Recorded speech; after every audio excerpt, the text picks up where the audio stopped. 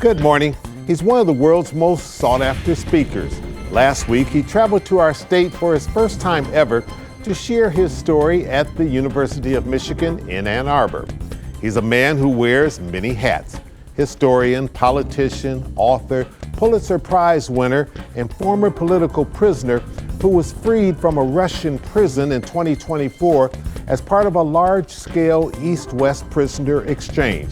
He was invited here by U of M's Weiser Center for Europe and Eurasia to address their distinguished lecture series before a large audience of inquisitive students and educators. Vladimir Kara-Murza, Vice President of the Free Russia Foundation, discussed the state of human rights and the struggle for democracy in Putin's Russia. I sat down with him for a rare and candid conversation as our own nation debates and tries to navigate its way toward its future legacy, whatever that may be. Today is Sunday, March the 30th. I'm Chuck Stokes, and this is Spotlight.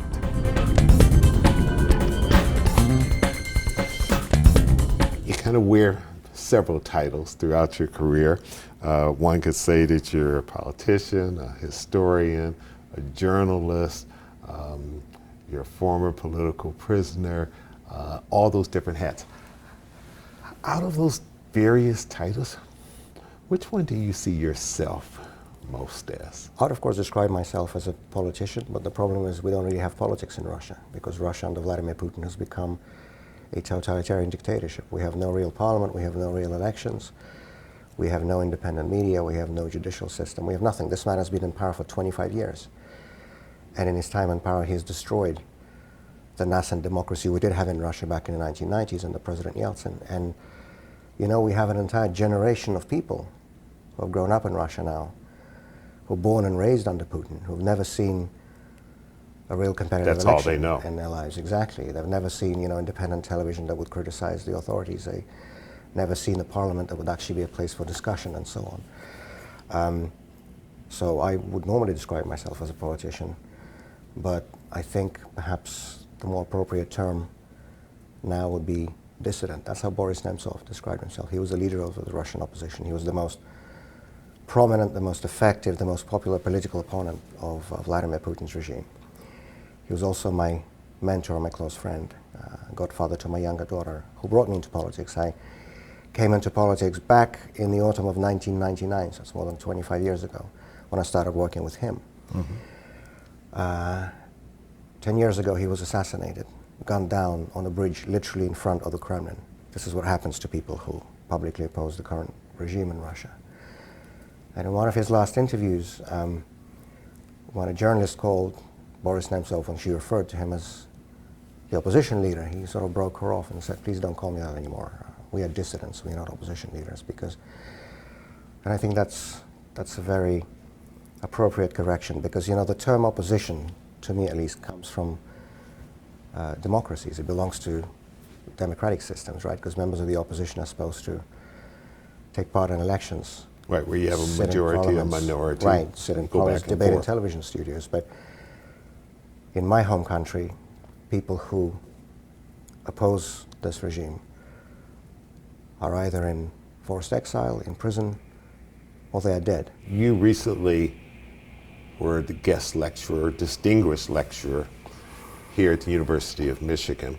What was your message to the audience? Why did you want to come here and speak?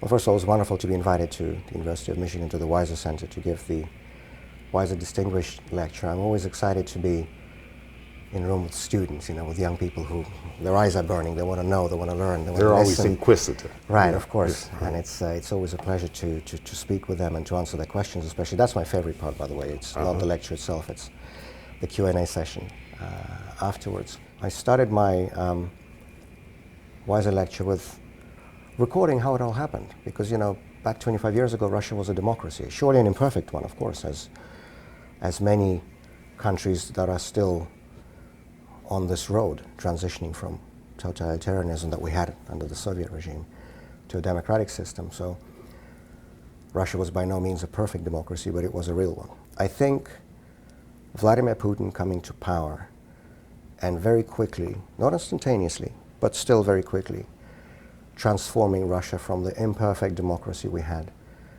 back in the 90s to a perfect totalitarian dictatorship that it is today. I think, frankly, that is a textbook example, and it will remain as such in history, a textbook example of how democracies can be destroyed from within. And not only is it a very illustrative case when it comes to Russia, but I think that story may also serve as a warning to some other countries that may be entering upon this road. There are millions of people in Russia who oppose this regime, who oppose this war of aggression, who want Russia to become a normal, modern, civilized, democratic country. And so in my lecture I spoke about all these Russian citizens who have a different vision for our country. But then the other sense of the title, Russia Beyond Putin, is of course what happens after. And that is a very important question, because I'm not just a politician. I'm, as you described in one of the many titles you mentioned, I'm a historian by education. That's my background, that's my training. My specialization has been the modern history of Russia, so the last couple of centuries. And the one thing we definitely do know from the modern history of Russia is that major political change in our country happens like this, at the snap of a finger. Both the Tsarist regime in the early 20th century and the communist regime at the end of the 20th century collapsed in 3 days, literally speaking. Swiftly, suddenly, unexpectedly, nobody saw it coming. And consequently, nobody was prepared, and that's why so many mistakes were made. So I think it is very important now to think ahead, to have that plan, that roadmap, that strategy for the day after Vladimir Putin. So when Russia does get the next chance for change, when Russia does get the next chance for a democratic transition, that we use that chance wisely. We don't mess it up like people did back in the 90s, because Russia's too important. Russia's the biggest country in the world. It's the biggest country in Europe. What happens in Russia affects everybody, as I think everybody's seen clearly in these last 3 years. That Putin's been leading the largest land conflict on European soil since the Second World War. And so the only solution to the problems that we're currently facing, the only real guarantee of long-term peace, stability, and security in Europe is a democratic Russia. A Russia that would respect the rights of its own citizens and that would respect the borders of its neighbors. And in order to get it right when that chance comes, we need to be preparing now. We need to take a quick little break. We'll hurry right back with some more questions right after this.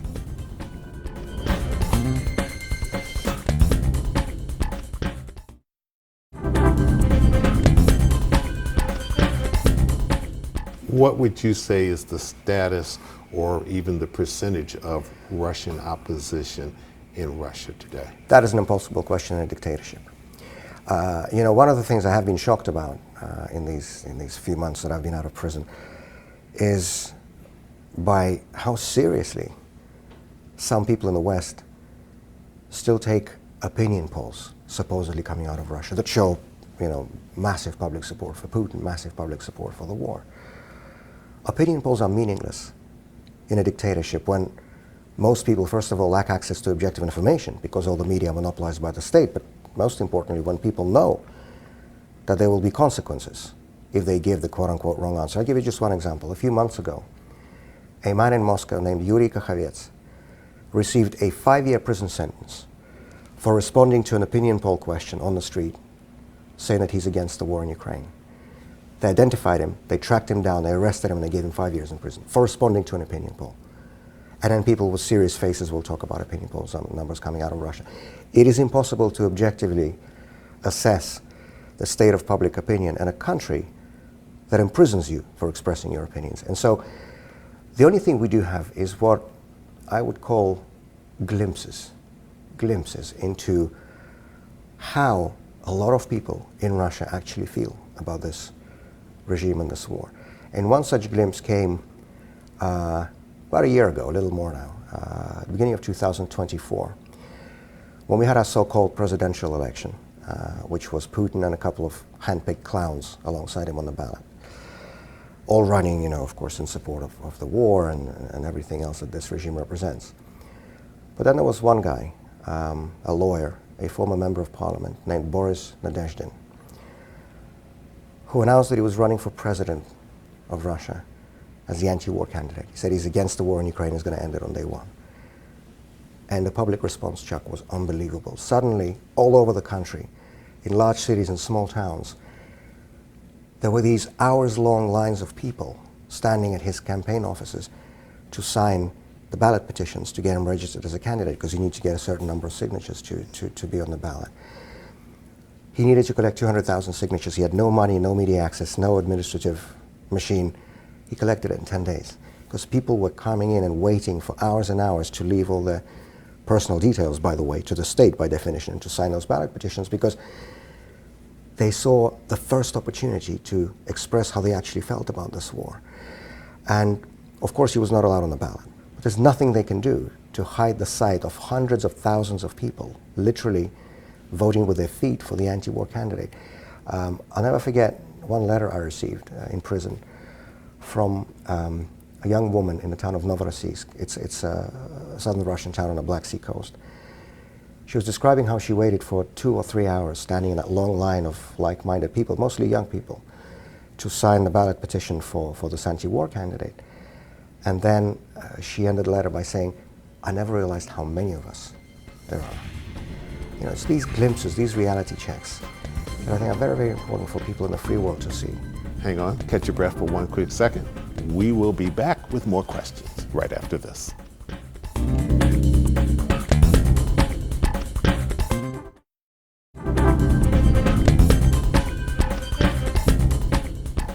You've done 2 documentaries. 3. 3? Okay, sorry. I stand corrected. 3 documentaries. What do you hope people learn from the documentaries? So my first documentary, which came out actually 20 years ago now, 2005, it was called They Chose Freedom. It was about the Soviet dissident movement. This amazing group of people who had the courage and the moral clarity to stand up to one of the most horrendous oppressive regimes in the history of humanity. And at the end of the day, they proved stronger. And I wanted to tell the story of these people. I wanted to show what I think was actually the main lesson left to us by the Soviet dissident movement, which is that at the end of the day, fear is a personal choice. You know, these regimes, these dictatorships, they will try to make people afraid. They will try to rule by fear. They will try to instill fear in society.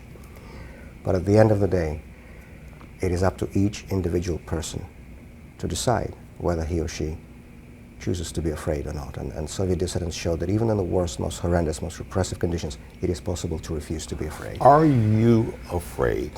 You've had your life endangered at least a couple of times in a very serious way. You've been in prison. Yes, you got out through an East-West exchange, but you had to go through solitary confinement and all of those things because you've expressed your opinion. How fearful are you of your life and that of your members of your family? Look, I'm a normal human being. I'm not a Superman. You know, we all have normal human feelings, and I certainly didn't enjoy sitting in that prison cell in Siberia. I certainly didn't enjoy being poisoned twice by FSB operatives. But I'm a Russian politician. Most importantly, I'm a Russian patriot. That's what I consider myself. I want my country to have a better future, a normal future. Not what it has now under this murderous, corrupt, repressive, horrible regime. I believe in what I do. I think it's the right thing to do. I think my country and my fellow citizens deserve better than to be ruled by this former Soviet KGB officers, as we have been for the past 25 years. And look, if nobody does anything, nothing will ever change. And so I think for those of us who are the public faces of the Russian opposition, those of us who are pro-democracy politicians in Russia, we have to lead by example, frankly. And so, you know, to me, it was never even a question whether or not I should leave Russia. It was a question of principle that I stayed back home, because what moral right would I have to call on my fellow citizens to stand up to the Putin dictatorship if I didn't do it myself, right? And this was the case for a lot of people, a lot of my friends and colleagues in the opposition. And I know that at the end of the day, I'm on the right side of this. Like you asked a minute ago about a documentary. So that documentary on the Soviet dissident movement, one of the people I filmed for that documentary was Vladimir Bukovsky, who's a legendary Soviet-era dissident, author, political prisoner, spent nearly 12 years in the Soviet Gulag. And when I was making that film, I asked him what kept him going, what helped him, you know, survive and keep his sanity in these most horrible of all possible conditions. And he looked at me and he said, "I knew that I was right. I knew that I was right." And at the time I thought this was just a nice sounding phrase, right? And of course I put it in the film because it sounded good. But having been now through prison myself, I know just how true that is. I was always certain that I was on the right side. Whatever words were written in these indictments and sentences, however this regime, called me a traitor, a criminal, whatever, I always knew every minute of every day that I spent in prison, I knew that the real criminals are people in the Kremlin who have started this war in Ukraine, not those of us who were in prison because we had opposed it. And that is a really important knowledge to have, because when you know that you're right, the doubt and the fear just go away. You live in America now. As you look at America, which is very much debating on a daily basis what kind of democracy we want to have, or will we continue to have a democracy, whether you're for or against the current administration. These questions are bandied about as we look at the relationship that the United States currently has with Ukraine. What advice would you give to America? Well, I wouldn't presume to give any advice to anybody, but I would just say that I think it's very important to learn from other countries' experience. And what should we learn? Well, I think the biggest problem we had in Russia when Putin came to power and began to dismantle all our democratic institutions, that frankly society didn't wake up early enough. And by the time it did, and by the time there were mass protests in Russia against Putin's rule, this was already the winter of 2011, 2012, so 12 years into his rule, it was already too late because the regime had entrenched itself. It was by then so strong, it had such a massive machine of repression that society couldn't do anything. And I think it's very important to never take your democratic rights and freedoms for granted, and to stand up and defend them from the first moment. President Reagan once famously said that freedom is never more than one generation away from extinction. He was talking about the United States too. He was talking about every country. And I think it's really important to heed those words and to make sure that people who value, who cherish these democratic institutions, that they stand up to protect them when they come under threat. John McCain asked that you be one of the pallbearers at his funeral. That was very touching to you, from what I understand. Why? Well, Senator John McCain was an amazing person. He was one of the most principled politicians I've ever known. He was somebody for whom it was never about convenience or expediency or doing something for political gain. He did what he believed to be right. He always did what was right, not what was, easy or comfortable. And I have to say that voices like his are sorely missed nowadays, because it's thanks to people like John McCain that there is still some room for values and for principles in international politics, speaking quite frankly. We worked with Senator McCain, together with Boris Nemtsov, the leader of the Russian opposition, on passing the Magnitsky Act, which was a law passed in the US Congress and that became law in 2012, that imposed targeted sanctions, targeted visa and financial sanctions on human rights abusers and corrupt actors in Putin's close circle. And it was a very important law in that it brought finally some accountability, and it ended impunity for these people who had long gotten used to stealing from the people of Russia and then spending and stashing away that stolen money in the West, because that's what these people did. They'll destroy and undermine the most basic tenets of democratic society in our country, and then they would come and enjoy the benefits of democratic societies in the West, because that's where they kept all their money, had their apartments, villas, yachts, and so on. And that law put a stop to that. Senator John McCain was one of the leaders on this. He was a Republican co-sponsor, and the Democratic co-sponsor was Senator Ben Cardin, now former Senator Ben Cardin of Maryland. When I was poisoned and lay in a coma in a Moscow hospital, Senator McCain took to the floor of the United States Senate to make a public statement which provided literally life-saving spotlight, because it is, of course, much more difficult to finish somebody off when no one's paying attention than when there is spotlight turned. And so I'm grateful for so many things to Senator John McCain, and this was his last request to me that he passed in spring of 2018. He knew his diagnosis. He knew that he didn't have a lot of time left. Mm-hmm. And he passed a message asking me to serve as a pallbearer at his funeral, and this was the most heartbreaking request I'd ever received. But of course I passed the message back that I would be greatly honored to, and so I was a pallbearer at Senator McCain's funeral. This was the Washington National Cathedral in August of 2018. And you know, that request, that gesture that he chose to do was John McCain at his best, because for so many years, the Kremlin propaganda machine would try to paint John McCain as a Russophobe, somebody who hated Russians. And that, of course, was never true. He stood up, as he should have, to Putin's dictatorship. Not to Russian people, but of course every totalitarian regime likes to equate itself with the whole country. So if you're against the regime, by their logic, you're against the country. So that's how they try to paint him. That he's a Russophobe, that he hates Russia, he hates Russians, and so on. And I think it was just such a powerful gesture that the only foreigner, the only non-American, whom he selected to serve as a pallbearer at his funeral was a Russian citizen. Hang on for just a second. When we come back, I want to ask you what has been the best chapter of your life. Find out right after this.